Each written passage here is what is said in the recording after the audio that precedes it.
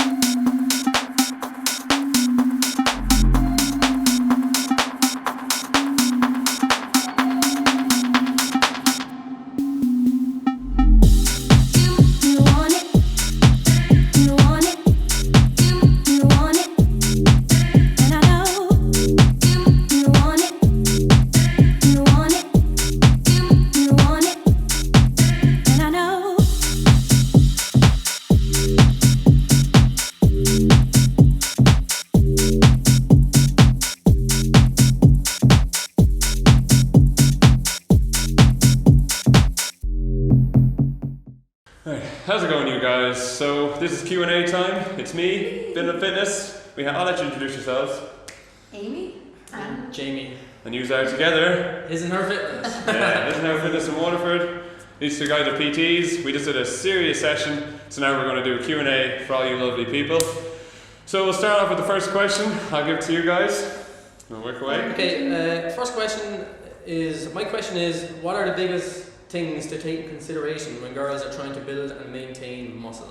Do you want to start off, Amy? So, Amy, since you're a girl, I think you can definitely, you can go for it. What do you think? First of all, weight training. So definitely, in order to build muscle, you need to be lifting weights. So it doesn't mean running on a cart like a treadmill for an hour long. You need to be in the gym lifting the weights. Then you need to be in a calorie surplus. So basically, calorie surplus means eating an excess, so eating more calories than your body needs. And maybe you could also take some creatine. It'll help with your endurance and strength when you're in the gym. What else? I definitely think that progressive overload is a big one. Yeah, so definitely. that means obviously over time you want to see your lifts going up, such as the squats. Like for women, a lot of girls want to grow their glutes. So I think progressively overloading over time, trying to get stronger in the gym each time. But again, you want to have a good mind-muscle connection also. So that means like having good technique, being able to feel the muscle contracting before you lift it, and keep the contraction there throughout all, because there's no good in just lifting it just for the sake of moving the weight up and down. You need to actually feel it with good control as well. So that's another important stuff. So. And build on to that. To build on to that as well, having structure to your workout and actually having a program, because you won't do progressive overload is very important. But you're not going to know if you're doing progressive overload if you're not tracking everything you're doing and going by a functional program that's given to you by someone that knows what they're doing, and not just getting one off the internet or making it up yourself. So that'll probably be one of the big ones there. That was good. Yeah. So for the next question, should I go to the gym when I'm sore? So that means when you have DOMS, which is delayed onset muscle soreness. I think you can go to the gym when you're sore, but you kind of have to be smart with what way you're going to do it. So, like for an example, if you're in just the day before and you're doing strength work for lower reps and higher weight, if you come in the next day and do strength work again, I don't think that's going to be beneficial to you at all. So maybe if you drop the intensity a bit and maybe go for different muscle groups, but even change around the rep range, because it's different periodization almost that you're doing. Another thing is not to use your muscle soreness as an excuse not to go to the gym. Yeah. But some people are like, no, I'm sore, I'll give it a miss. Even if you go to the gym, if you're really sore, train a different muscle group, or even just decide to do a bit of cardio and increase blood supply to your muscles to help. Yeah, because a lot of time, like if you sit down when you're sore, you seize up, and that actually makes it 10 times worse. So it's good to be active and to get up and to try to get the blood into the muscle, like Amy was just saying. Exactly. Yeah, it's a big lactic build-up, and then when you're training, like Amy said, the blood flow brings oxygen and nutrients to your muscles, so you're going to recover quicker. Yeah. And then at that as well, if you're a beginner, you should be more conscious in terms of DOMs and maybe only go 3 to 4 times a week. But when you're more advanced, it shouldn't be a problem. You should be continuously changing your program and feeling the soreness. And then if you stop feeling the soreness is when you have to start changing stuff altogether. Is that right? Yeah. Beautiful. Next question. Right, let's see. Next question it's a good question. So if you want to lose body fat and gain muscle at the same time, should you eat more calories for gaining muscle, or should you stick to lower calories to lose the fat first, then increase the calories? Or is it even possible to lose fat and build muscle at the same time? So straight away I'm going to answer the second question. Is it possible to lose fat and build muscle at the same time? It's possible for 2 people. First person would be your straight beginner who has never touched a weight before, because they're so new to the stimulus of lifting weights, their body's going to grow to it, and because you're expending calories as well, you're going to lose body fat, so you get best of both worlds. Second person is someone who's taking performance enhancing drugs such as steroids and stuff. So the longer you're lifting as well, obviously you'll have to pick one or the other. So either increase your calories to gain muscle, or start cutting. But at the beginning, I think after about 3 years of lifting, that's when you kind of start to need to pick one or the other, rather than just doing the both. You need to start periodizing your structure and your workouts. One part of the session or the year is for building muscle, the next part is for leaning down. Then you can build muscle and actually not gain that much weight on what's known as a lean bulk when you're in a small surplus. But at the same time, it should be just discipline what you're doing. Focus on one thing at a time. Take it step by step. Yeah, definitely. It's personal preference as well. It's up to the person what your goal is really. If you're 100% really want to get lean, just go do a diet for a while until you see progress, and stay consistent at it. Consistency is definitely the key. What do you think? I think if you want to build muscle and you're doing it both, you have to realise that you are going to put on a little bit of body fat. Yeah, absolutely. Whereas a lot of people are kind of afraid, unless you do a dirty bulk and just go mad.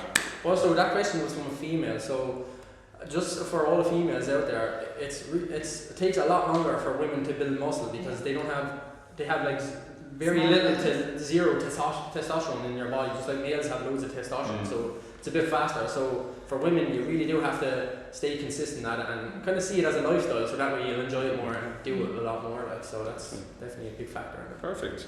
Amy, this one's specific for you. Amy, what was the hardest part about your prep for your show? Oh, what was the hardest part? Definitely not the training. Training's easy because I love training.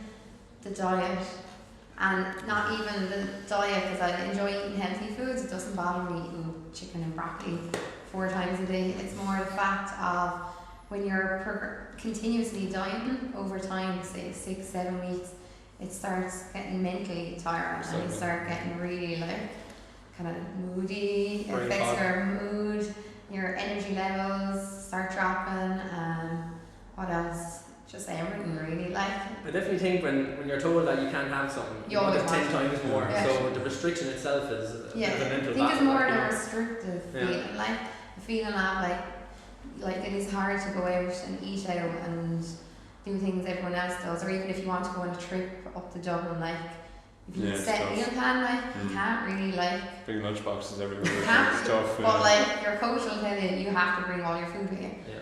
Do you know, so you can't just go and Definitely eat out. That's good.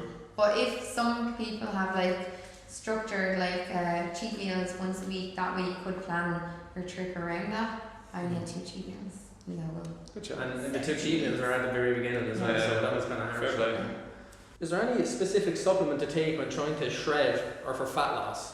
Also something to aid in being able to train for longer, such as your energy depleting and stuff. Yeah, there's lots of different things. In terms of fat loss, there's no supplement that's going to make you lose fat faster.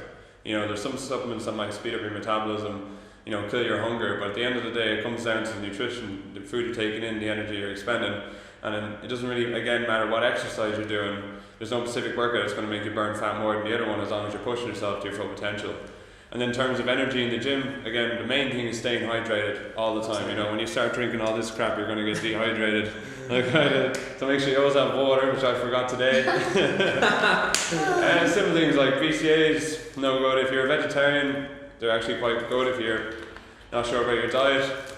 I like creatine. Creatine's great, good for power, good for recovery. Good for endurance, Yeah, and then, you know, some days when I feel sluggish after hours of working like these guys, you need a pre-workout, you know, it's no problem, but depending on a pre-workout is not the way to go, it's only sometimes. I definitely think no matter what, the first thing that you should do for fat loss is put yourself into a calorie deficit. 100%. Without a calorie deficit, fat loss is not possible. It's completely proven by science, so you can say that you just eat healthy and you lose weight, but that's not the point, like. Yeah, you might be eating healthy, but it's because those healthy foods are so high and they keep you full that you eat less, and therefore you're in a calorie deficit. Like more micronutrients in them, so your Exactly, body's going to benefit. You can get fat from eating too much chicken and broccoli. Yeah. Believe it or not. And you can get skinny from only eating chocolate if Yeah. you're in a Exactly. calorie deficit, you know, It so... is, yeah. But you have to ask yourself, what do you rather, more chocolate or something that's higher in volume? You know? So Exactly. you're going to have to be smart. It's all with your about food. moderation, balance. Exactly. Right, here's a good one. What's your most embarrassing moment in the gym ever? Mine was actually, There's a good I few. can't remember. I have a I was few. actually on my own in here one day. I kind of knew it was coming because there was no one here, so I had to test my one. Sorry, it was actually I had to go to failure on a bench press. So I had like 110 kg on it. I had to do as many reps as possible. And I remember I recorded it as well, so I could send it to Amy to show her. Like, because you're going to failure, you need to like just test yourself. So I was on the bench over there in the corner, and I came down on top. Got to 6 and I was like, I feel like I can get 7 reps. Came down, touched the chest, got up to here, stopped, and then I was like, fuck, this isn't going to be good. Came down on top of me, right? So the first thing I'm going to do is tip it over to the left and make sure the weights all fall off the side so I can free me up. But then I realised I put the fucking clip. So I was like, ah! My like ribs were being smashed by the bar. So then I was like, I had to worm my way out of it like this. Fell down onto my hip. I could feel like my hip getting crushed. And I was just like, ah! You And got then it. eventually I I've warmed done the out. worm. Yeah, I done the worm. I had to like And was suck this in all the on big video? It was on video, but They're all on video. all on video. But then I ended up deleting it in the end because I was so ashamed of it. Like, What about You it? showed it to a few people. I showed it to a few people, but that was embarrassing because I forgot about the clips being on it. So it would have been a lot easier if I just didn't. You know, what about you? Embarrassing. Can you even think of something embarrassing? I don't think you've had an embarrassing moment No. in the gym. Well done. I've had too many from falling over dumbbells to listen to music and start singing out loud and only realising after I did it. That's typical. The one I remember, I was singing Exhibit, X Go and Give It To You. I didn't know I was doing it, and I turned around and Lazarus was laughing at me. I was like, oh jeez. And I fell over in the gym a few times, but if you just laugh at yourself, everyone will laugh either with you, so it's okay, Yeah. you know. It doesn't bother me too much. I think the most funniest ones is when people are not expecting the weight to kind of fall down on top of them, like, Yeah. and they're like, help, help. Or the ones where people are running on a treadmill and they go Oh, flying off. yeah. Like, I've seen that a couple of times. Yeah. Bouncing off the treadmill. Definitely. That was good. Any questions? I have a question here. This is a very good question because a lot of people suffer from this, and you know we've been through cycles of it. I'm sure everyone goes through the cycle when you're starting off your fitness journey. But I find that I have 2 good weeks of eating well and clean, and then I fall off track, and I can't seem to get past the 2-week mark. Sorry. Once I have one bit of chocolate, I end up eating a whole 4 packs of bars. I think it's motivation or some kind of psychological reason I have, but yeah, I wish I could just stay on track because it's like I'm starting all over again every 2 weeks. It's probably just me though. I find it so hard to stay on track due to binging. Now that's that's a good question, because there's a lot of variables involved in why you're binging. One of the main ones would be restriction. If like we were talking about being restricted and put you in a horrible mental place, and then you feel like if you're restricted and then you get to the weekend and then you're like, right, I'm going to have what I wasn't allowed to have, and then you have it and then you're stuck again, you go and have more, and then it just keeps going and going and going, and it's just a horrible cycle. And then you go over and back, like from the start of the week to the weekend, and it's like that, and it just keeps going, and it's not good. But like, even a better way to do it is, you probably heard myself and Amy and even Josh talk about it before, flexible dieting, where you can actually incorporate like bits of chocolate for that question in particular each day. So you're getting in your whatever it is that you're craving, like without actually doing any damage. You're staying on track and you're getting the results instead of doing like the all or nothing. That doesn't work. That's a big thing as well. A lot of people are all or nothing. Like, I'll eat healthy all the time. As soon as I eat a little bit of chocolate, shit. Sure, I'm after going off track nowadays. So I'll eat all the chocolate in the world.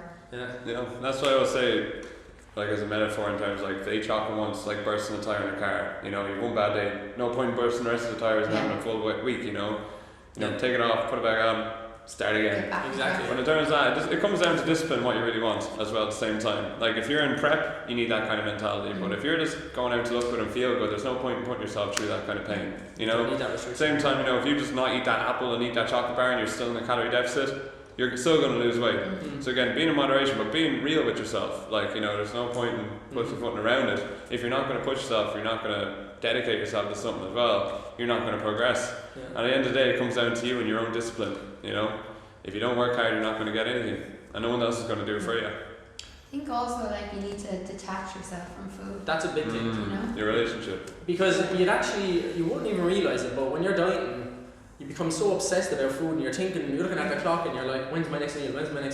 Like, you shouldn't be that, like, if your goal is just to look good and feel better, and you're not going up on stage or anything like that, you shouldn't have that kind of restrictive kind of like mentality where you have to eat, like, if you have to looking at the clock for your next meal, and then you're like, you're just freaking out, and it plays tricks on your mind, like, and you really need to sort that out, because the mind is where it all begins, like. And I definitely think, like, if you have like one bit of chocolate, so what? That one bit of chocolate is probably no more than, like, just say the worst, 200 calories. That's not going to undo the other days of calorie deficit that you're in. So it's not like you've completely damaged your whole progress. So just get back on track. Have your little bit of chocolate if you need to be. Forget about it. Forget about it. Like, just get on with it. Like, life goes on. So. One thing is though, the person that sent in the message, she said or whoever it was, said they eat one bar and then they end up eating 5 bars.